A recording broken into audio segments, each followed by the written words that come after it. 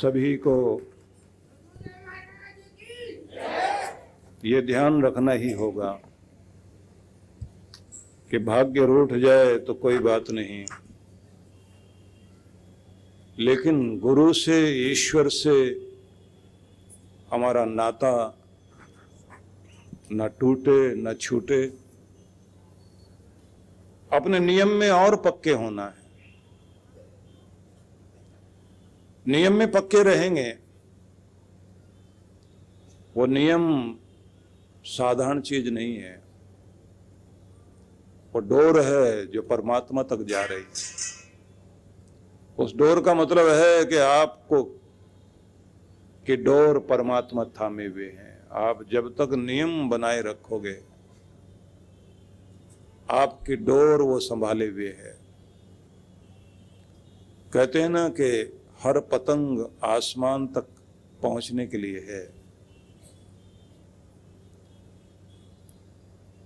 एक न एक दिन वो कागज का टुकड़ा फटता भी है, कूड़े में जाता भी है। मिटने से पहले उसे आसमान छूना जरूरी है। लेकिन आसमान में वो तभी आनंद ले पाती है जब उसकी डोर कोई थामे हुए होता है। कट जाए तो फिर उसकी वैल्यू कहीं नहीं। और डोर पकड़ाओ अपने सदगुरु को, डोर पकड़ाओ अपने नियम के अनुसार, अपनी विधि, उसे नहीं छोड़ना, तो आपकी डोर संभली रहेगी और आसमान तक पहुंचोगे जरूर। क्योंकि आप दुनिया में रोने धोने के लिए नहीं आए हो, मजबूरी में जिंदगी बिताने के लिए नहीं आए हो। सही रास्ता अपनाते हुए, भले ही कम साधन हो, भले ही घर छोटा हो, अपने छोटे से घर को भी स्वर्ग का टुकड़ा बनाइए।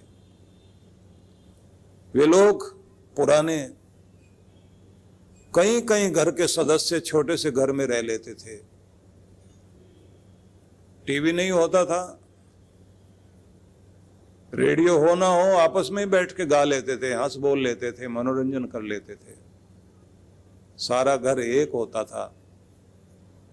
कच्ची पक्की दीवारें, कच्ची पक्की छत, लेकिन प्रेम अद्भुत। कमाने वाला एक, खाने वाले अनेक। फिर भी सब पल जाते थे, खुशियां भी थी, मुस्कुराहट भी थी। अब बड़े आदमी हो गए, तनाव की जिंदगी शुरू हो गई। नींद नहीं आती, टैबलेट खा के सोते हैं। ब्लड प्रेशर हाई रहता है, शुगर की प्रॉब्लम, तरह तरह की प्रॉब्लम आ गई। आदमी आदमी से दूर हो गया, फेस टू फेस बैठकर बात नहीं करता, फेसबुक पे बात करता है। युग बदला तो युग की तरक्की को नहीं रोका जा सकता, लेकिन अंदर की तरक्की भी तो होनी चाहिए ना। तकनीकी में आप कितने भी आगे बढ़ जाइए, लेकिन अंदर से भी आपको आगे बढ़ना है, जिससे चैन आए, आपको शांति आए आपको। तो हम उस बिंदु तक पहुंचेंगे जहां भगवान श्री कृष्ण ने कल ये कहा था, जो संदेश मैंने आपको गीता का सुनाया था। राग द्वेष वियुक्तस्तु विषयान इंद्रियश्चरन् आत्मवश्येर विधेयात्मा प्रसादम अधिगच्छति। अपने अधीन जब व्यक्ति अपने अंतःकरण को कर लेता है और अपनी इंद्रियों को भी अपने वश में कर लेता है, तो ऐसा व्यक्ति जो अपना आपा जिसके वश में है, प्रसादम अधिगच्छति, उसको प्रसन्नता प्राप्त होती है। तो आपको कल मैंने बताया था कि बहुत लोग ऐसे हैं जिनका नियंत्रण ज्यादातर लोगों के द्वारा होता है। वो कठपुतली बन के जीते हैं। उनका रिमोट कंट्रोल दूसरों के हाथों में होता है और वो खुद के ब्रेक का इस्तेमाल नहीं कर पाते। अपनी अक्ल से जहां ब्रेक लगाना, जहां रुकना, रोक नहीं पाते। जहां जाना चाहिए वहां अपने अंदर प्रेरणा शक्ति लगाकर वहां पहुंच नहीं पाते। ऊंचे आदर्शों की कल्पना में तो रहते जरूर हैं, अच्छी बातों को मन में विचारते हैं, पसंद करते हैं, लेकिन अच्छी बातें जिंदगी का हिस्सा नहीं बन पाती। उतनी हिम्मत नहीं कर पाते, उनके लिए साहसी नहीं बन पाते। अंदर से इतने कमजोर होते हैं कि दूसरे उन्हें नियंत्रित करते हैं, दूसरे उनको चलाते हैं, कठपुतली बनकर जीते हैं। और फिर कहते हैं कि मैं तो ठीक होना चाहता हूं, शांत भी रहना चाहता हूं। वातावरण घर का ठीक नहीं है, हमारी खुशी तो दूसरों पर डिपेंड करती है। दूसरों पर टिकी हुई खुशी कमजोर खुशी है, निर्बल है, वो प्राप्त नहीं होती। इसलिए आपको स्वयं सेवक भी बनना होता है, अपने आप को अपने वश में करना होता है, और इसके लिए आपको हर दिन खुद प्रैक्टिस करनी होगी। प्रैक्टिस इस रूप में करिए कि सेहत को ध्यान में रख करके स्वाद को नियंत्रित करें। स्वाद वाली चीजें सामने होंगी, आप उन्हें देख करके अपना नियंत्रण बनाए रखो। बच्चों की तरह आप इतने ललचा मत जाओ कि आपको चाट पकौड़ी आकर्षित करे। जीभ के चटोरे बन करके अगर आप चलेंगे तो सेहत नहीं मिल पाएगी आपको। और जिस आदमी के अंदर जिह्वा की चंचलता अधिक होती है, मन की चंचलता अधिक होती है, तो बड़े मजे की बात है, उसकी सहन शक्ति भी कमजोर होती है, वो पतला तवा होता है। पतले तवे में यही तो कमी है कि आप उसे देखोगे कि थोड़ी सी आंच तेज हो गई, इतना गर्म हो जाएगा कि रोटी जल जाएगी, आंच कम कर दी तो रोटी कच्ची हो जाएगी। ऐसे लोगों की जिंदगी या तो लाइफस्टाइल ही ऐसा होता है, या तो जले भुने रहते हैं या कच्चे कच्चे रहते हैं। वो लोग संभाल नहीं पाते अपने आप को, या तो एकदम आपे से बाहर झगड़ा कर लें तो सुई पर कर लें, और देने पर आ जाएं तो सारा उठा के पकड़ा देंगे। ऐसे लोगों का फायदा लोग बहुत अच्छा लेते हैं, उन्हें जोश दिला देंगे, गुस्सा दिला देंगे, और वो कहेंगे बस आज से तुम्हारा मेरा रिश्ता खत्म, जो लेना तुम ले लो, तुम राजा बन जाओ, दिया तुम्हें। और दूसरा आदमी कहेगा साइन भी तो करके दिखाओ, तो फिर साइन करेंगे, एक बार नहीं 4 बार करता हूं। फिर वो चुपचाप लेके रख लेता, अच्छा तुम तो सच्चे निकले, वो लेके चला जाएगा, और ये बाद में माथा पीटेगा, घर के लोग उसको कहेंगे ये क्या कर दिया तुमने।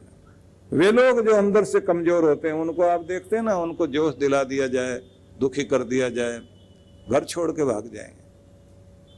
ऐसे लोगों को भी आपने देखा होगा, रास्ते में चलते चलते गाड़ी में जा रहे हैं, पिकनिक मनाने के लिए जा रहे हैं कहीं, और खाना वाना बांध के चले, बच्चे बहुत खुश हैं, पति पत्नी की कोई बात लेकर के नोक झोंक हो गई, बस उसी में आ गया गुस्सा, पति को रोक दी गाड़ी वहीं की वहीं, और गाड़ी छोड़ के भाग गया। लोग चले जाओ पिकनिक, मैं जा रहा हूं अपना, मुझे नहीं जाना तुम्हारे साथ। जिंदगी खराब कर दी मेरी, सारा दिन कमाने के लिए लगा रहता हूं, और ये लोग दुखी करने के लिए चैन से गाड़ी भी नहीं चलाने दे रहे हैं।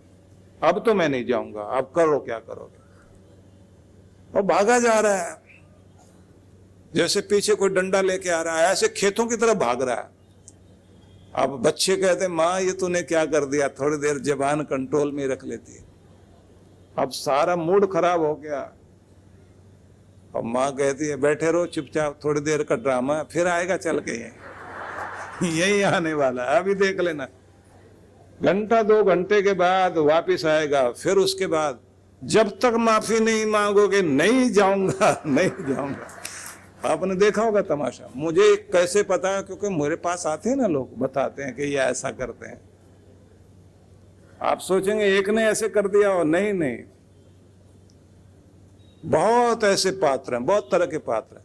फिर उसके बाद बच्चे सॉरी बोलेंगे, पापा हम सॉरी बोलते हैं माँ की तरफ से। पत्नी नहीं बोलेगी क्योंकि उसका तो रोज का ड्रामा है, वो जानती है ये करता है ऐसे, इसका बचपना है ये। और फिर बैठे बैठे मन मन में बड़बड़ाती रहती है, इसकी माँ ने क्या सिखाया इसको, कैसे पाला, ये इतनी डिग्रियां लिए बैठा है, ये हाल है इसका। वो अंदर बड़बड़ाती है। आप सोच सकते हैं कितने पतले तवे हैं हम लोग। और ज्यादातर वो लोग भी हैं बेचारे जो तनाव के कारण बाहर का तनाव लेकर घर में आते हैं, बड़े परेशान रहते हैं। बाहर बाहर से भले दिखाई देंगे, थोड़ा सा कोई सवाल 3 बार अगर आपने पूछ लिया तो बस ऐसे फट पड़ेंगे, ज्वालामुखी फट पड़ा। पत्नी कहेगी बोला क्या मैंने, बोले यही हरकत चलती है तुम्हारी।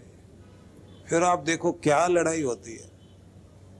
और पत्नी जा जा के अपने बच्चों से कहती है देख रहे हो क्या कर रहे हैं, मैंने क्या बोला था?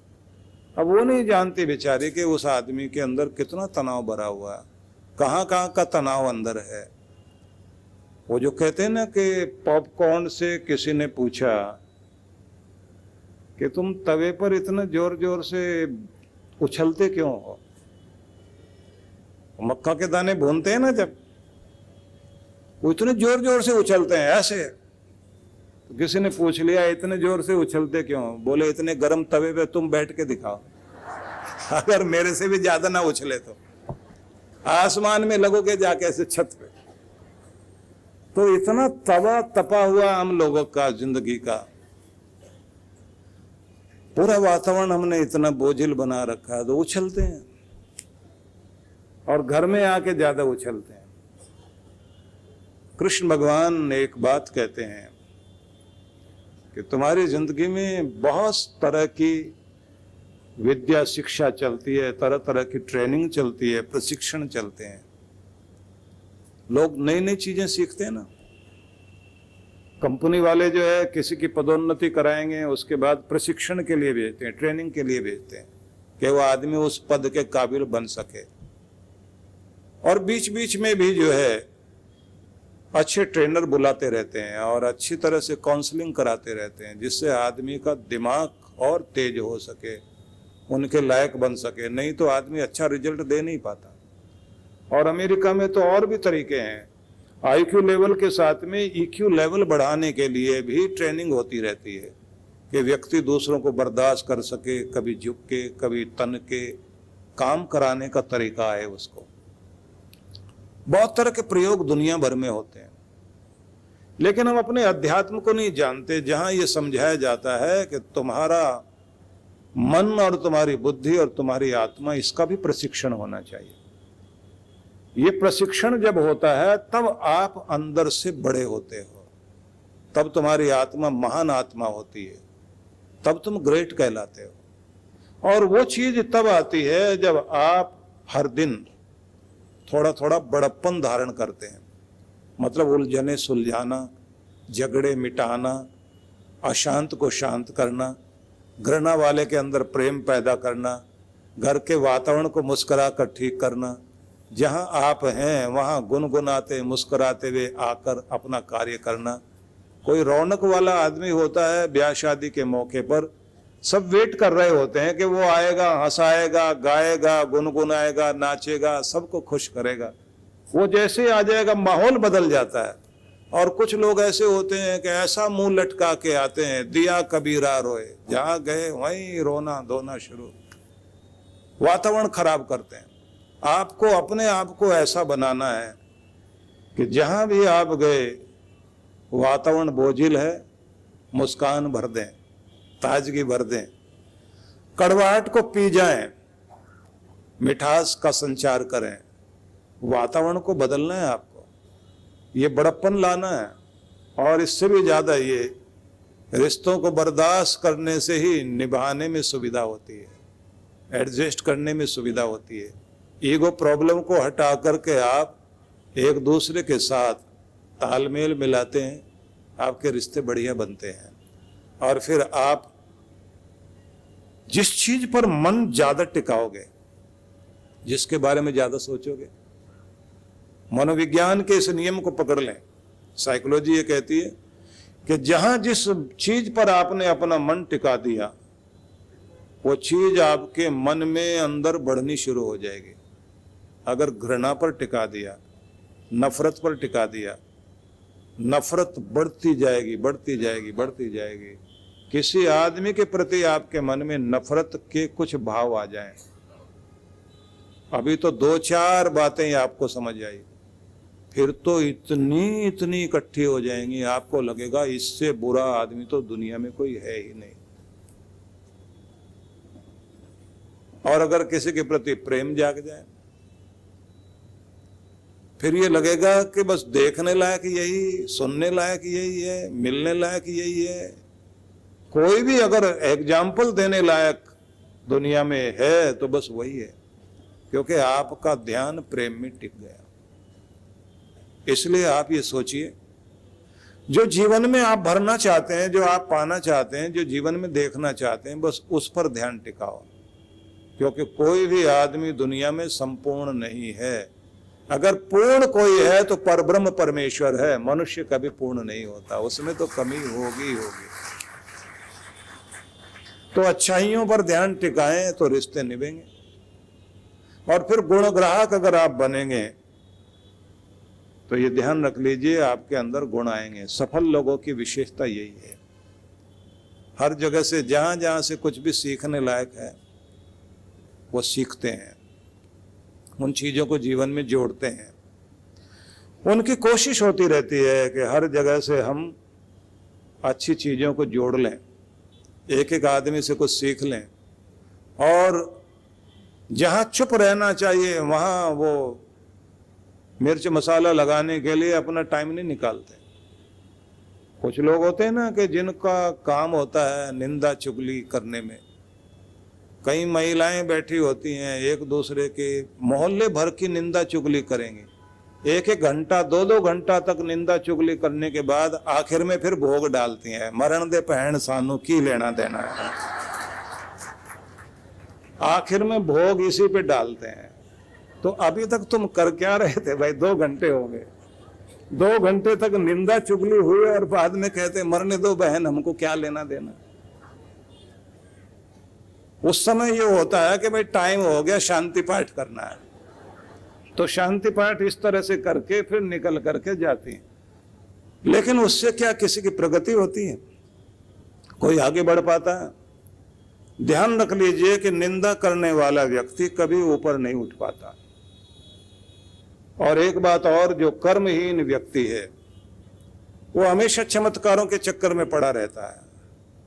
कोई चमत्कार कर दे, कोई लॉटरी लग जाए, और अगर आप सोचें जिन जिन की भी लॉटरी लगी है वो धन्ना सेठ नहीं बने कभी भी। कारण क्या है?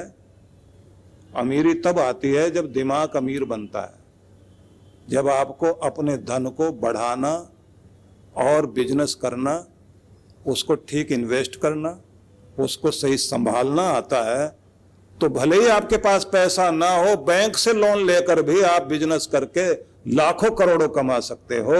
और अगर किसी ने आपको दे दिया, जिनकी जमीनें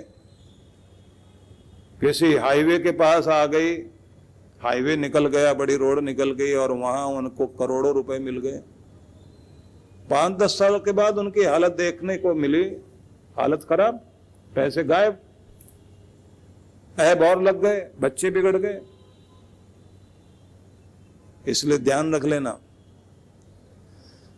मैं कहा करता हूं, अपने बच्चों को धन देकर अमीर मत बनाना, उन्हें धन कमाने की विद्या सिखाना, तो वो अपने आप अमीर बने रहेंगे। जीवन यानी निरंतर दौड़ भाग, तनाव, शारीरिक व मानसिक थकान। कुछ सुकून के पल हम सबको चाहिए, ऐसा सुकून जो हमें ताकत, स्फूर्ति और आंतरिक शांति से भर दे।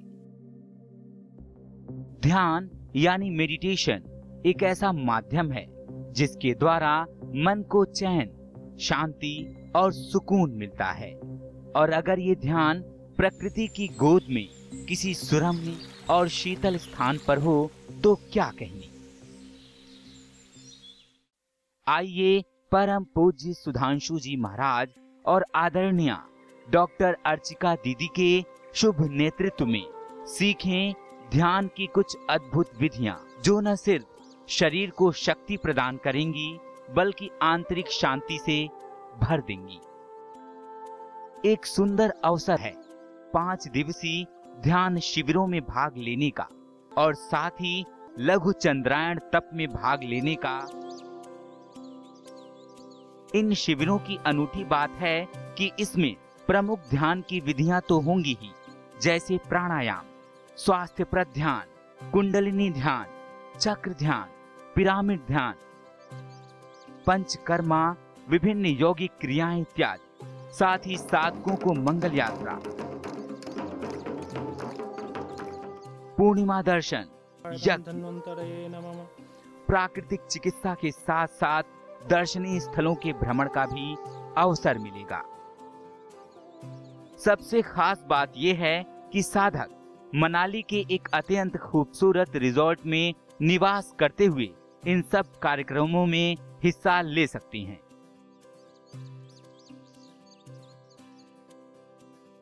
तो आइए परम पूज्य गुरुदेव और डॉक्टर अर्चिका दीदी के साथ मनाली चलें, पहाड़ों पर कुछ दिन बिताएं, ध्यान की विधियां सीखें और पाएं एक तनाव रहित मन, स्वस्थ तन, आत्मविश्वास और सबसे बढ़ के आंतरिक शांति और सुकून।